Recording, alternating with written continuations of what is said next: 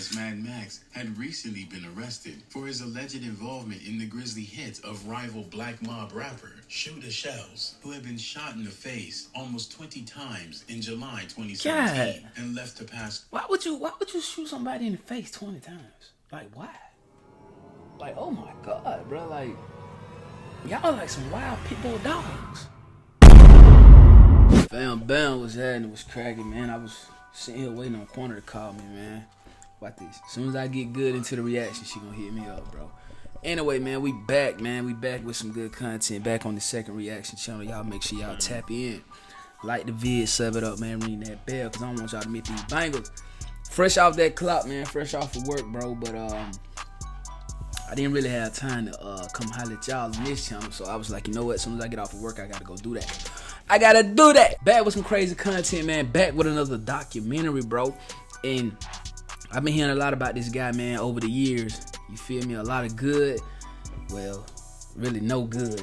All bad. You feel what I'm saying? But in case y'all missed the thumbnail, in case y'all didn't read the description, y'all didn't even read the title, y'all just clicked on this video because y'all saw this handsome face. You know what I'm saying? Guys, I don't know why you would see a handsome face and click a video. And ladies, I'm happily married, so I don't even know why you would do it. But just in case, like, I did something weird, like, you know what I'm saying? Then y'all click the video.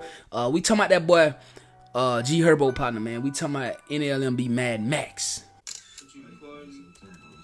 Alright. Make some turn like that. Yeah, I see it. Costo. What that is? Hugo. That's Rich. Back up. Everybody back up. 21 run. It's outside. Guys, give space. They said don't speak on Max. That nigga a rat. Y'all talking about Max. Don't get me started on my boy, folks. That nigga told. I remember before I went to jail in 2017, right? That nigga said, like, look down, for you gonna get coffee for me. Mad Maxx told. My first time hearing that, bro. One afternoon in August 2018, Christopher Jackson, also known as C Money, Killer Chris, or Mad Maxx, prepared to move into his mother's apartment in the South Shore neighborhood of Chicago. At around 3 p.m., however, Mad Maxx's plans were cut short. After being shot in the arm and body, Mad Maxx spent an entire month in the hospital where he would eventually succumb to his wounds. While he was under the effects of the medication he was given at the hospital, police extracted a confession from him that would completely change the course of the investigation. What? The day was Friday, August 3rd. Get up out of here, man. The day that kicked off what would later become known as the most fatal weekend in Chicago of 2018. And one of the most saddest in its history. Over the following 3 days, more than 60 people would be shot, and a dozen hits would be committed in the city, spreading fear and panic among its citizens. For Mad Maxx, however, it was just another ordinary day as he prepared to move back into his mom's apartment on the 7600 block of South Kingston Avenue in the South Shore neighborhood. The months leading up to that day had been full of uncertainty and tension, as Mad Maxx had recently been arrested for his alleged involvement in the grisly hit of rival Black Mob rapper HERBO'S, who had been shot in the face almost 20 times in July 2017 and left to pass. Why would you shoot somebody in the face 20 times? Like, why? Like, oh my God, bro. Like, y'all like some wild pit bull dogs. Like, bro, one time wasn't good enough? Okay, 2 times wasn't good enough? Y'all niggas, yeah. I was finna say something. I ain't gonna say it. Long live everybody. You hear me? I ain't got no smoke with nobody. On the street, a case so gruesome that even the FBI had to get involved. Although he had been released on the basis of insufficient evidence, it was only a matter of time before the FBI gathered enough information to put him in jail for a long time, perhaps forever. Things never even got to that point, for in the middle of the afternoon, that day in August, Mad Maxx's life was brutally cut short. At around 3 p.m., the 23-year-old was standing in his mother's building courtyard when he suddenly heard gunfire. Throughout his life, Mad Maxx allegedly played a role in an insane amount of hits as part of his affiliation to the No Limits gang, with some sources claiming the official number of bodies he hit was 13. God. As someone who wasn't... My God. So Mad Max was Lil Jeff before Lil Jeff was Lil Jeff. So Lil Jeff probably looked up to Mad Max, other than the alleged snitching part. You feel what I'm saying? 12. This boy was a serial killer, bro. Why don't nobody really be talking about him like that? I guess because they say he told, I guess. Familiar to the street life, the sound of gunfire was most likely not enough to scare Mad Max, but before he knew it, he had a bullet going through his arm and body. Immediately after the incident, a witness called the police to report the shooting, and officers from the Chicago Police Department arrived shortly after to assess the situation. After being found slumped over on the street, Mad Max was rushed to the University of Chicago Medical Center to receive emergency care. As he was being transported to safety, the remaining police officers located several shell casings that would later prove key to the resolution of the case. For an entire month, police described his condition in the hospital as stable. However, the reality was far more concerning, as Mad Max was actually in critical condition and on the brink of losing his life. For 30 days, reacting to this last video for the day. What's up? Alright. Alright. Shout out to Corner, man. W Corner in the chat. That's what I'm be saying when I get my Twitch started. W Corner in the chat. Max fought for his life at the hospital, but sadly, he succumbed to his injuries and was pronounced deceased at 1:36 p.m. on September 3rd, exactly a month after the shooting. At his funeral, other gang affiliates, including G Herbo, were seen shedding tears for their fallen No Limits brother. After his passing was confirmed, several of Mad Max's followers posted on Instagram and other social platforms honoring the rapper and boasting about his many hits on behalf of his gang. That's crazy. That's crazy, bro.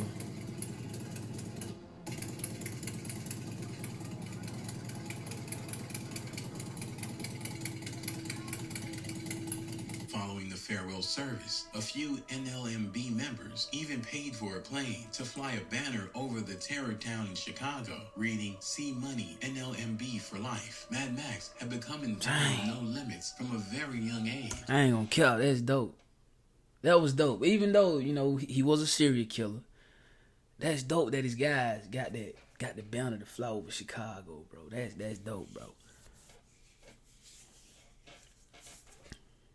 And was taught the way of the streets by his uncles. After losing his dad in 2007, they were the ones who would take care of educating him on how to get away with anything, a skill he would make good use of as he grew older. After both of his uncles were murdered, Max lost any kind of guidance in his life except for his mother, who couldn't keep him away from the street life by herself and could only watch in pain as her son began to rack up several hits in the streets. Throughout the few months following his passing, the praise and honor would continue to rain down on Mad Max's name, as other rappers like G Herbo would later release songs shouting him out and immortalizing his memory. However, members of rival gangs were obviously not as kind to the memory of the fallen Mad Max, with opponents like Prince Cutthroat releasing tracks like Cappin', while Prince Mad Max Cutthroat was still in the hospital. In the music video for that track, Prince and his fellow gang members counted down from 150 for each deceased opponent Nlmb had lost. Shortly after his passing, police released a report in which they mentioned that as he lay on his deathbed, Mad Max managed to give a videotaped confession on August 10th as he identified his assailants as Terrell Webb, Oh my known God. to the world as Hell Rell or Big Lakeside, a senior member of the rival Lakeside gang. In a moment of recklessness, as soon as the report was released, Hell Rell himself uploaded the video to social media and labeled Mad Max as a snitch. Oh As it would my later be God. publicly revealed, Hell Rell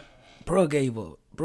So bro must have knew he was finna get up out of here. I guess he was saying, I'm out of here anyway. It don't matter, like, if I snitch or not, I ain't gonna be on the street. So, hey, Hell Rell did this to me. That's crazy work, bro. Like, he couldn't just call Herb them and tell them Hell Rell did it. I don't know, man. I just feel like when you're in the streets, bro, you don't supposed to use law enforcement to get your get back. That's just how I feel. had already been interrogated for the hit after a bystander mentioned to the police that he had seen a man with a black hoodie run away from the scene of the crime with a handgun on the day of the shooting. So you guys, Kid Wade is down. The guy in the black hoodie was ready to just shoot her outside. Yeah, he's in custody. Where's the, did you pick it up or no? Yeah. That same day, Police questioned him regarding his involvement in the incident, and he claimed that he had found the handgun on the street. However, police would later find surveillance footage of Hell-Rel running in the street close to the scene of the crime at the time of the hit, which directly contradicted his statement. Moreover, the handgun he was found with turned out to be a perfect match for the shell casings that were found near Mad Max's body. Despite the convincing evidence against him, Hell-Rel was initially released without charges because Mad Max was still alive at that point. However, 11 days after the shooting, an attempted hit warrant was issued and Rel decided to flee. It wasn't until August 28th, more than 3 weeks after the shooting initially took place, that he would once again be located and detained in Iowa. Because Mad Max had passed away from his injuries while Rel was being held in police custody, the attempted first-degree hit charge was immediately upgraded to a first-degree hit charge. Around this time, a video started circulating on social media of Hell-Rel's reaction in the interview room after being informed by detectives that his charges would be upgraded from attempted hit to first-degree hit. Just let you know what's going on today, okay? Okay. Alright. This isn't like a debate or anything. Yes, sir. Yes, sir. A GSR kit was done, a gunshot residue kit was done on you. Yes, sir. Ballistics test. As he was being held in jail, Terrell Webb repeatedly expressed his frustration at the fact that he had been snitched on and continued to allege his innocence during his detainment. I just want to say I'm scratching the bottom of my stomach, bro. You know what I'm saying? My lady had showed me something where Shamar, he was scratching his balls. And y'all be killing him for that. I don't need nobody to be clipping this, talking about, hey man, King Dunn scratch. No, I'm doing this. Bottom of my stomach. Stop playing with me. Unexpected turn of events, Hell-Rel was later released from prison due to lack of evidence, and his supporters and fellow gang members didn't miss the opportunity to praise him on social media and continue to label Mad Max as a rat and a snitch following his release. As for Mad Max's supporters, they repeatedly claimed that the cops had taken advantage of him while he was high on medication and in a vulnerable situation to extract a confession from him, something he would never have consented to if he had been sober and in his five senses. As a final attack, Hell-Rel posted a picture on his Instagram of a t-shirt with an image of Mad Max holding several stacks of money and the word 150K printed on the front. In the caption, he taunted his deceased opponent by mentioning that was the last time he would touch any money. As it would later become clear, the t-shirt had been made for the sole purpose of being featured on Hell-Rel's video for his song, Self-Explanatory, which he released in February of 2022. In the song, he dissed his deceased opponent by saying, won't see the day my boys get shot and I let him snitch. You got bodies, you done popped, and you gonna tell. You must be kidding. In a later interview with YouTuber Chris Barnes, that shit ain't rhyme. Those you shit at the bar. Yeah, that ain't rhyme, bruh. Hell-Rel complained that he would be discriminated against on his court date because he was black and he would be sentenced by a white judge and a mostly white jury, considering the mountain of damning evidence that prosecutors had amassed against him, including the surveillance footage, the handgun and shell casings, and testimony from the two different eyewitnesses, as well as from Rel himself. Many viewers had trouble buying Hell-Rel's story. Still, when his court date did come, he ended up getting a lot luckier than most people in the situation, as he was only sentenced to 10 years in prison for involuntary manslaughter in the case of Mad Max, as opposed to the life in prison sentence he would have been facing if the judge had decided to rule in first-degree hit. With good behavior, he would be out of prison. This thing, gang, like, you thought that judge was gonna put you away like that, bro, because you killed another brother, another gang member, another killer, somebody who they wanted off the streets anyway. You did them a favor, my boy. You did them a favor, bro. You did the police, the judge, you know what I'm saying? Everybody did a favor. You got a killer off the streets. So you talking about, I'm not going to get a fair trial because I'm back. Bro, they love that type of stuff, bro. What was you thinking, my boy Hell-Rel? And on parole by 2026. Ultimately, the he Mad got Max incident once again Hell showed real that no cap. those who live a life of the streets are condemned to be hit by the streets. Sadly, there aren't a lot of opportunity for these rappers and gangsters to escape the street life and find less violent outlets for their rivalries in the streets. Hopefully, the brutal hit of Mad Max and the viciousness that's happening in Chicago every single day will be enough to open the eyes of lawmakers and help promote positive change in the future. Until then, rest in peace, Mad Max. I'm not gonna cap. I don't think I honestly don't think lawmakers or anybody like that can do anything with these YNs, bro. They lost. They lost, bro. Ain't nothing. This is what we gotta do, man. We gotta save the young kings that we can save, and the ones that want to be drillers and killers, we gotta go let them just be that. You feel me? And I know the percentage is very high of the ones that we can save, but it's still some good ones out there who look up to good people, good men. You feel what I'm saying? If you got a son or a nephew or a little cousin that has potential to do anything other than be a Mad Maxx or a Hell Rail, then you need to be in their life a lot. You dig? Because I'm telling you, bro, streets don't love nobody, bro. Streets don't love nobody. And Hell Rail actually thought that judge was gonna give a damn that he killed another black gang banger. You feel what I'm saying? He thought he was gonna get life. No, bro. Nah. You killed somebody who they wanted dead anyway. So they let you get out of jail free card. And I honestly think Hell Rail is out of jail right now. But I think a lot of beef in Chicago kind of done died down, man. Everybody think they famous. Everybody want to be a rapper, bro. So, yeah. A lot of beef. I ain't saying... Now, people still getting murked in the rack now. But I think, a lot of the real deal war veterans, Chirac war veterans, they either dead in jail or they done moved away from the rack. You feel me? But anyway, know how y'all feel about this in the comment section down below, man. Don't forget to like that video. Don't forget to sub it up. After you sub it up, make sure you ring that bell. 1,700 by the day, man. 2K, we on the way, man. Road to 10K, the 100K plat will be ours by the top of the year. Once again, man, rest in peace, Mad Maxx. Rest in peace to anybody who may have been mentioned in this documentary, bro. I don't choose no side. I don't ask y'all to choose no side. I just react to these things because, man, they just be crazy to me how people just be like that for real. But y'all drop y'all opinions on Mad Maxx, man. I need the rat to tap in. Drop y'all opinion on Mad Maxx in the comment section down below. Mob life or no life, mob well, no way. Y'all know how we coming, man. OTM, we getting straight out the mud. I love y'all, man. We gonna catch y'all on that net vid. Let's get it.